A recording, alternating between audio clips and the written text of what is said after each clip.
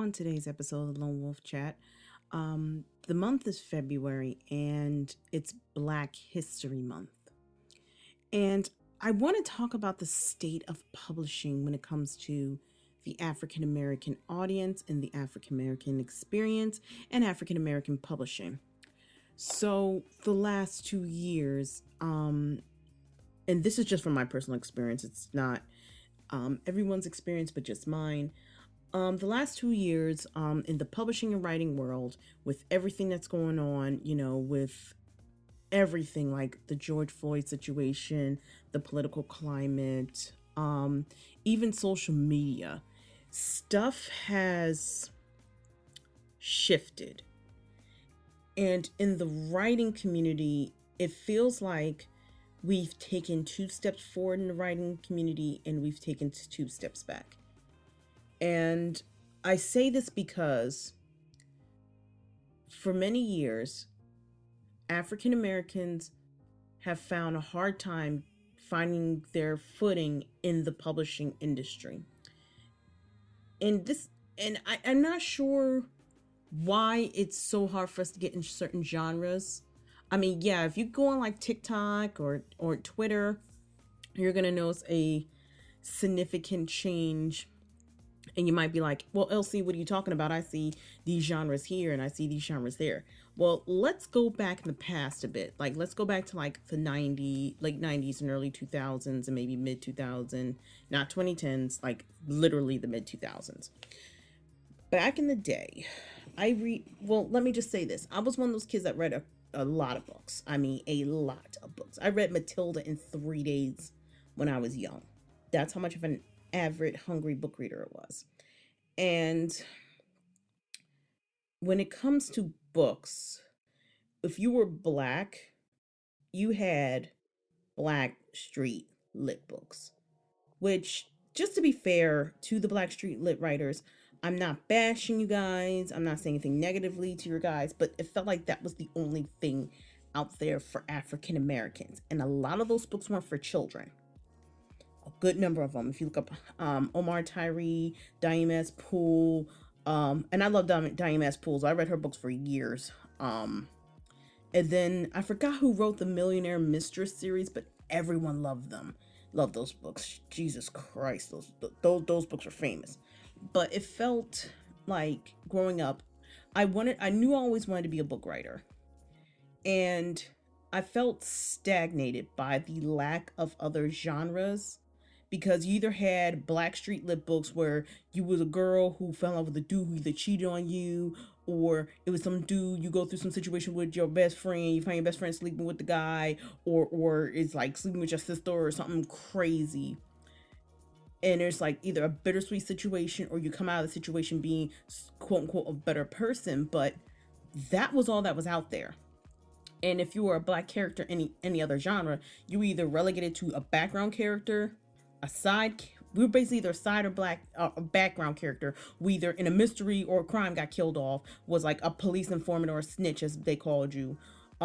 You were just cannon fodder to make the other person, specifically the white person, feel like what they're doing matters, and you're boosting their character development. And it really, really sucked. I mean, not to get too controversial, I mean, look at Sarah J. Maas's books. I mean, I love her Crescent City book. And to be fair, that's the only book I like from her, really. I've tried to refill in a glass and I don't like it. I couldn't get past chapter 5. I probably said that in a previous episode, but that's my experience with her books.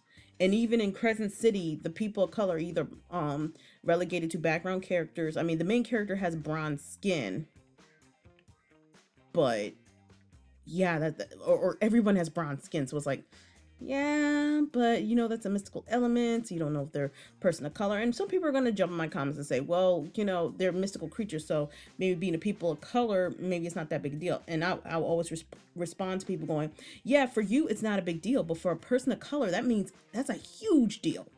A lot of stuff, milestones in book writing is a huge deal to us. And even in TV, I mean, look at oh man, just that reliving those memories, just Oh, they're painful. Like the final season of Game of Thrones when Melisandre got killed. I was hot. I was like, that's it. I'm done with this show. I was already kind of done, but then when they killed Melisandre, I'm like, she's the only black girl that was prominent in the show, and you just killed her, just like that. So it just kind of turned me off, and that's kind of the experience I had growing up with black publishing. You only had the Black Street Lit where all the hood stuff happened, or they were relegated to background characters who uplift the white person. I don't just it's hard for me to put this into words because people kind of misconstrue what I say. I'm not a racist. Oh God, I can't believe I'm saying this. I don't have a problem with Caucasians or white people. I'm just spitting out a fact that my experience growing up reading books. So that's the background. Then as I got older, I got into fan fiction. Of course, one day my dad, because we all had to share a computer, read my computer, and he said, "How come your character is white?" And I said, "Well, most characters in anime are white." He's like, "Why can't you make a black character?" I'm like, "Because you don't see black people in anime like that." "Well, don't you think that's a problem?" This was a legit conversation. "Don't you think that's a problem?" I'm like, I don't think so. Mind you, I was 12, so I was in that precipice of developing who I was and my mentality. And then I started writing fan fiction who my characters were black, and that's when my thought kind of shifted. How come there aren't that many black people? I mean, if you look at even in anime, the prompt one of my most memorable black characters is Jet from Cowboy Bebop, which I saw the remake. I mean, the live action. Enough said about that series, but the guy who played Jet was like awesome. Or the black guy was like some big hulking black dude with big lips who happened to be the bad guy, like the guy from the Red Ribbon Army in Dragon Ball. Or what was that guy's name? He was in he was the main black guy. He was the only black guy in Battle Angel Aliyah, who was he was playing Master Shala Ali in the live action version, but he was a bad guy. That was my only experience with like any other genre that involved black people. So by the time I became adult, my experience with having black people in fantasy was kind of tainted. Yeah, I read a whole bunch of books where you got the female heroine who went off to change the world, or the person who was the magician, but they never were black. And it's only in the last, I want to say, in my experience, 5-ish years that we've seen black protagonists do the same thing Caucasians are doing. And I'm saying this in the podcast because I feel like we need to do, like, not just us African Americans, but the industry needs to do better. Now, I have seen changes in the last 2-ish years since Black Lives Matter and the George Floyd situation, but that feels like it's kind of forced, and it feels like they're just virtue signaling almost, because we know, like, in the African American community, when we get somebody new who's a person of color to lead anything on like any form of media, we have to take a pause, because it's like, okay, so we don't know if the company really cares and they're just throwing us a bone. That's the experience we've had for so many years. It's hard for me to be elated when there's a prominent character. Now I will say this side note: the new Jurassic Park movie, I do like the fact that Jeff Goldblum's daughter is the new main female. She's actually connected to the series. It's not like she popped out of nowhere, so I don't understand that backlash. But going back to publishing, um, I do like the fact that now we have black fantasy.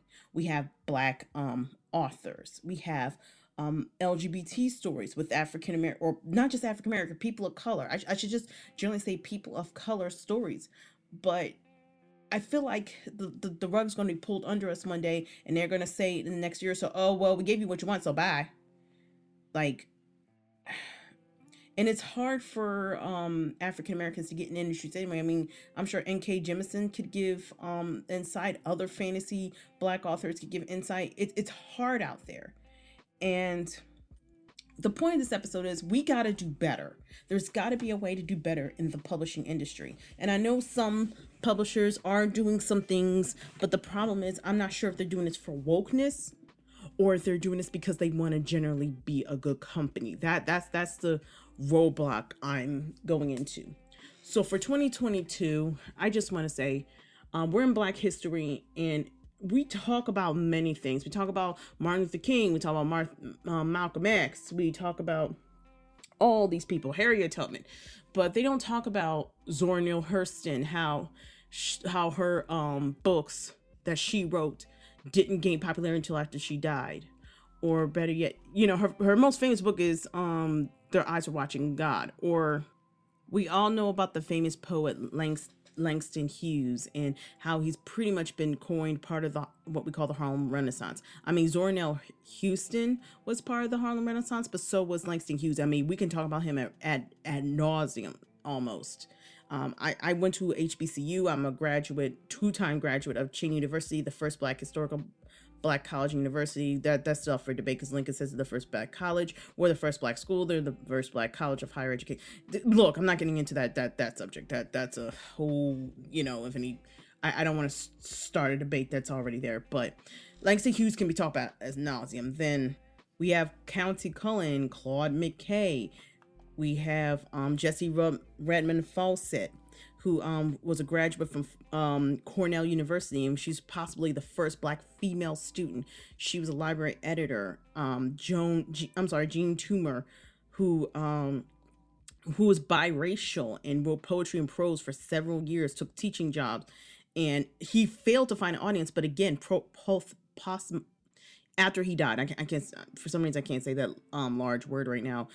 After he died, guess what? Then he got famous. Nella Larson, again, this person was also one of her most famous books is called Passing, which is that I talk about being biracial, because she was biracial too. She had a white mother and a Black West Indian dad, and she talked about her experience, her mother's experience, being, her sexuality. She kind of got in a little bit of trouble for plagiarism, but you can kind of take that whole plagiarism thing with a grain of salt, because you really don't know it was just a setup or not. So there's that. Then you got even let's go even further. Let's say writers during the civil rights movement. And I'm just typing, if you hear me typing, I'm typing up because I've heard of all these people and we don't talk about them. James Baldwin was one of the biggest figures in the civil rights movement. He wrote, and there are essays about him, but they don't talk about him. They don't talk about his writing in schools, which is a shame. Toni Morrison is one of the most famous writers out there, and she has books she has movies about her. I think part of that was Oprah. Alice Walker, Maya Angelou, we know her. Like Octavia Butler, she's a fantasy writer. Alex Haley, who wrote Roots. We have Phyllis Wheatley. We got there's so many writers out there. W.B. Du Bois, Ida B. Wells, and you hear all these people. Now Nkosi Shang, she wrote what was it? For Color Girls. This is not the Tyler Perry movie, but the actual Color Girls book. You can read it yourself. Angela Davis. We have all these Black artists and writers. I call them artists because they created an art. They sparked the movement. They walked so we could run. And we're in 2022, and we're still fighting with major publishers just to get Black authors of every genre off the ground. I'm being quiet because you gotta, I don't know if anybody always 100% listens to me, but just listen for a second. Do you know how insane that is? That people of color have been writing books since slavery ended, and we are still not getting the same recognition of many other publishers. There are people out there to this day who haven't still gotten credit. There's a woman out there who wrote The Matrix, a woman of color, and she didn't get her recognition for a long time. They pretty much blackballed her out of Hollywood. You can Google that. Just that insanity alone should tell you something. That's what I mean by I can't 100%, even though we have made changes in the community since the death of George Floyd and many other racially charged movements that have made people wake up and look at the country they live in. I can't 100% get on the bandwagon that stuff has changed in the publishing industry, because you have all these people of color and they never got recognized until either after they died or if they pushed hard enough. Now, one of my favorite writers is Shonda Rhimes, and she works her behind off. I have read her audiobooks. I have listened to her podcast before. She doesn't have her own podcast. I think someone, if I believe correctly, she was interviewed. This woman works her behind off. And she's only one of the few of many Black female writers out there that are being recognized for their ability. Shonda Rhimes, it feels like she can write anything. Even what was the newest series, Bridgerton. Just my God. And she talks about issues in a way that is cool. But then on the other hand, you got somebody who pushed the Black Lightning TV show that recently got canceled. And that still makes me angry, because here's the thing about the publishing industry. They love Black Street Lit, but they only like Black Street Lit when it doesn't affect the entire community as a whole. At least that's how I believe. It feels like, how should I put this? It feels like, I'm trying to find the way to say this without being, when they don't want to see what we see. Those big CEOs, those big companies do not want to see what we see. Even in a show as fictional as Black Lightning, there are still issues in the Black community that affect us. So you have the fantasy in there, but you have the realism in there too. And it's almost like, oh no, we don't need to see that. We don't need to see none of that. And it's infuriating, because I would love to be I want to be a fantasy shifting writer who does fantasy, urban romance, or fantasy and shifting stories with a Black protagonist. And I have to go through more hoops than I think I should. I have to go through more hoops than someone of a even, and I'm just saying for Black people, it's Black History Month. That's why I'm talking about this. People of color in general have to go through more hoops than their Caucasian counterparts, and that's a problem. And I feel like Amazon and all the other big name companies, Simon & Schuster, needs to do better, because we shouldn't have to struggle. I mean, everyone has to struggle, but we shouldn't have to struggle harder than our other counterparts. And it's infuriating, it's sickening, and it's saddening that the industry is like this. But I mean, we've made progress. I do see it. I see more Black writers and authors, especially on TikTok. And I feel like Book Talk's probably one of the biggest ways to go with promotion. But the fact that it took us so many years since slavery, since we were freed, during past the Harlem Renaissance, past the Civil Rights Movement, into 2022, or I should say 2020, really is when it started. Now we're in 2022 now. We're fighting, but it's a mind-boggling, realistic experience. I am so happy to see Black books, Black fantasy books, especially, and it took me a while to get through, and that's because of my and it's not because I can't read a book or anything like that, but I had a lot of other issues going on. It was, my brain is hurting, and it should not be hurting right now. There was a couple of books that I read that were Black fantasy. I loved Legend Born. A lot of people didn't like it. I enjoyed it. I enjoyed it probably more than most people do, because the way my experience is different than everyone else's experience. But I loved Children of Blood and Bone, and I'm going to read a sequel eventually, but that's after I finish my entire book list, because I have like a long book list. But most Black authors, Accurage, Eve Brown was one of my favorites. So like Talia Hibbert's become one of my favorites. Tomi Adeyemi has become one of my favorites. I'm trying to push more Black and people of color authors. Like, I'm going to read Crazy Rich Asians by Kevin Kwan. But the point of Black History Month is to bring, for this episode, to bring awareness that despite all of the accomplishments we've had in the last 2 or 3 years, we still have to go back and look at what's happened in the past so we don't repeat it. We cannot, as people of color, and if you're not a person of color, I do want to thank you for, listening to my little gibberish episode, but we can't relax our stance on the industry, because when we relax, that's when the companies feel like they can just, and I sound probably like a crazy person when I say this, but we can't relax the vigilance. We can't. We have to stay strong in the industry. because there's going to be a little girl, a little boy, a little non-binary person, um, a person in general. I just want to say person. There's going to be a little person in general that's, or child, I should say, that's going to read these books and they want to see themselves in those books. And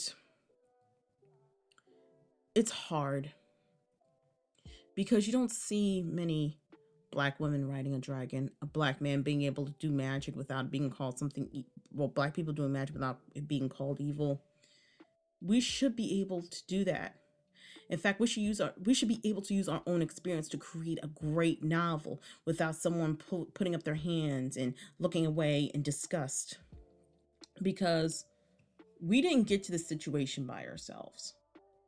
It took a community of people. It took generations of people.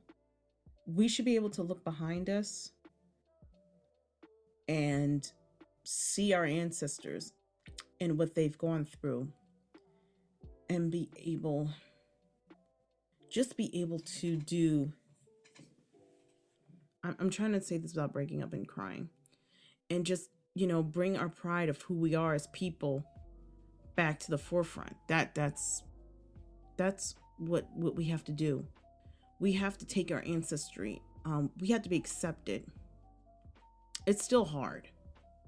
I haven't gotten to the stage of publishing and I just read the news and it's still hard.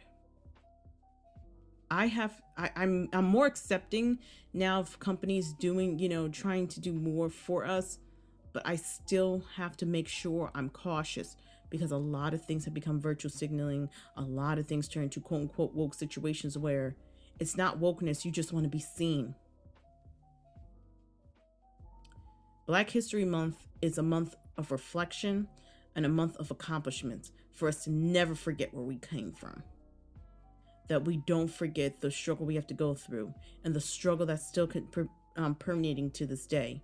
We still have laws we have to deal with. We have to deal with racial profiling, trying to get jobs. There's still the saying that we have to work twice as much to get half of what every white person out there has.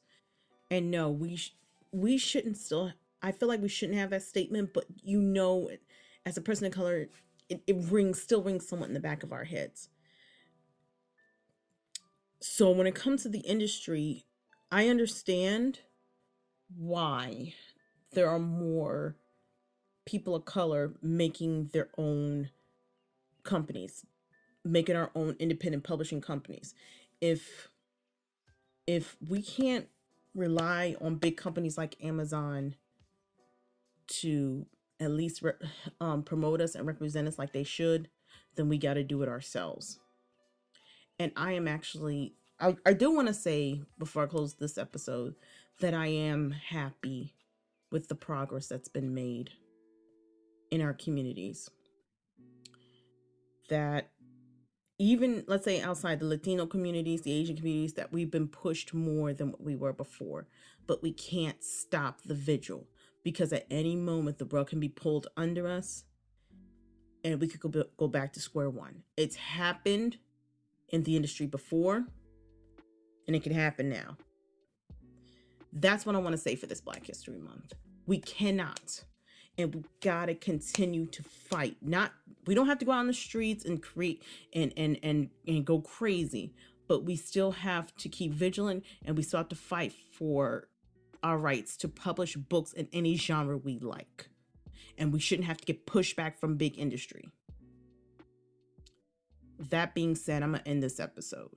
And I want to thank you guys for listening. And I will see you guys again in the next episode.